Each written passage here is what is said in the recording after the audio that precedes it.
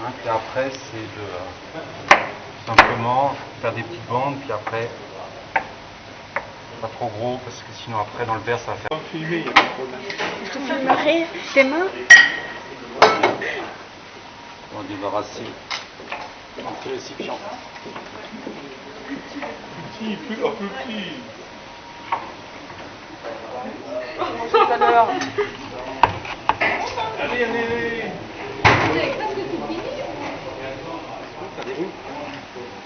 Ah oui. Ah oui, les enfants. Oui. Faire des petits disques ronds et Oui, puis le après, fond. voilà, Alors, faire le pareil, fond, on met la mousse au mais- chocolat, on remet le biscuit dessus, Oui. puis après Il faut le faire tenir et ben, on fait prendre froid. au froid.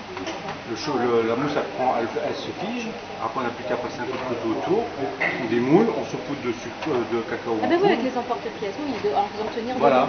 Au lieu de mettre de la Ça noisette, fait là on fait un dressage à l'assiette. D'accord. au lieu de mettre de la noisette, dans la Amande. bonne amande, noix, On peut faire des noix aussi, ouais.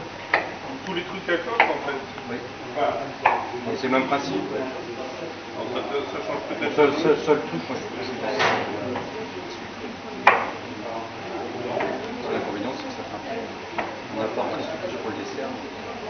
Là, la mousse au chocolat, on va pratiquement pas là-dessus. Donc on va faire deux choses. On va faire la sauce chocolat et ensuite faire la mousse chocolat. Donc on a mis tout à l'heure, depuis ce matin, accusé tout gentil, c'est le chocolat. Alors je rappelle, lorsque je fais fondre du chocolat,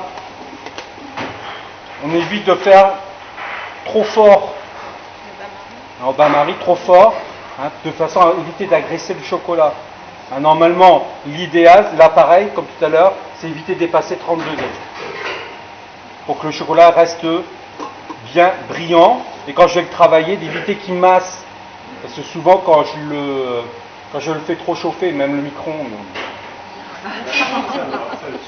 le problème, c'est que si on maîtrise bien son micro-ondes, ouais, pourquoi pas. Et si on maîtrise mal, après le chocolat, ben, quand on le travaille, il fait bloc, il fait masse. Hein, puis alors après, hein, c'est galère, on ne sait pas comment rattraper, mais le chocolat après, il est tout sec, il est tout mat, hein, et on perd tout le brillant, tout l'intérêt, tout le goût du chocolat. Hein, donc vraiment là, vraiment faire fondre tout doucement. Donc la crème, on a préparé le robot, je ne sais pas où là, j'ai récupéré le fouet. Donc là, j'ai préparé pour la sauce chocolat ici, sachant que, pareil, on peut pas utiliser tout ça. La sauce chocolat, c'est quoi? C'est ça, là? Donc là, on va faire fond de bain-marie au chocolat. Ouais. D'accord. Oui, c'est ça qu'on entend. Non, c'est pas ça, pardon. Non, c'est plutôt ça?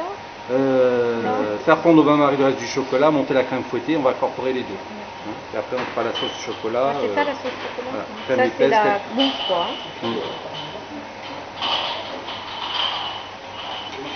Là. Bien entendu, crème liquide épaisse. Parce qu'en fin de compte, qu'est-ce qui va faire le foisonnement? C'est-à-dire ce qui va faire que ma mousse que ma crème fouettée va mousser et qu'elle va se figer, c'est la matière grasse. Hein. C'est le fait de fouetter la matière grasse qui fait que ma crème va foisonner. C'est-à-dire qu'elle va monter en chantilly. Hein, parce que si vous prenez de l'al léger, vous pouvez fouetter dans 3 heures, ça ne prendra jamais. Et surtout, un autre principe, très froid. D'accord? Donc la crème, je ne sais pas la mettre dans le congélateur un quart d'heure, 20 minutes à l'avance. Les récipients, tout ça que j'utilise pareil, au congélateur pour que tout soit bien froid. Plus ça sera froid, plus le foisonnement se fera rapidement.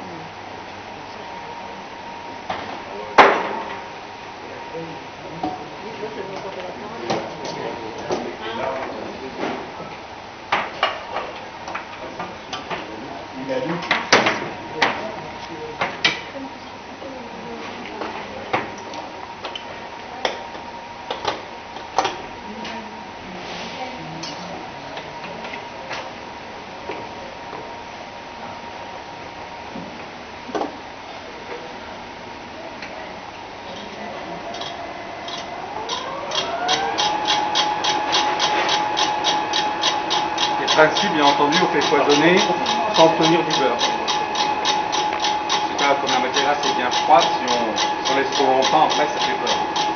Combien de temps on laisse? À laisse temps que ce soit bien ferme. C'est-à-dire qu'on voit bien les empreintes qui se marient bien. Un mari posé sur le plan de travail sur un torchon pour le temporiser un petit peu, pour éviter de mettre dans la crème trop trop chaud le chocolat. Un peu exprès. Oui, parce que si l'autre est glacé et que là c'est trop chaud. Alors, comme c'est une calotte, hein, on met un torchon comme ça évite que ça vaille. Récupérer le grand fouet qui va bien. Ça va bien marier. Et je dis plus la crème elle est froide, Ouais. plus vous allez réussir. Ah oui, la crème entière, ça malheureusement.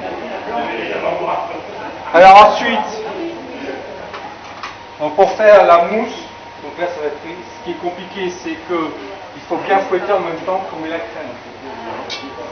Vous voyez mon chocolat fondu tout gentil, il est tout brillant.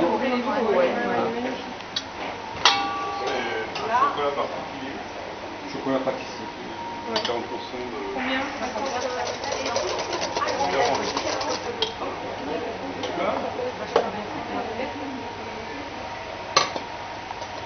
Alors, là je mets la crème dans le chocolat. Mais à la maison, vous pouvez verser en fouettant la crème, vous pouvez verser le chocolat en fouettant. Dans le mixeur. Ouais.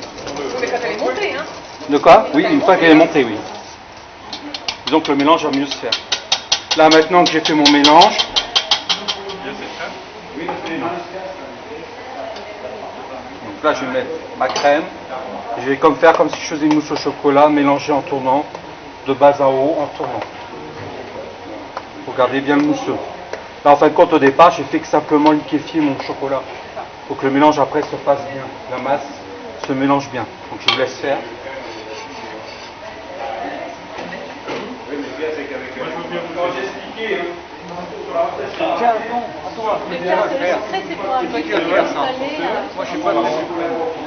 Moi je fais les desserts, lui il fait tout.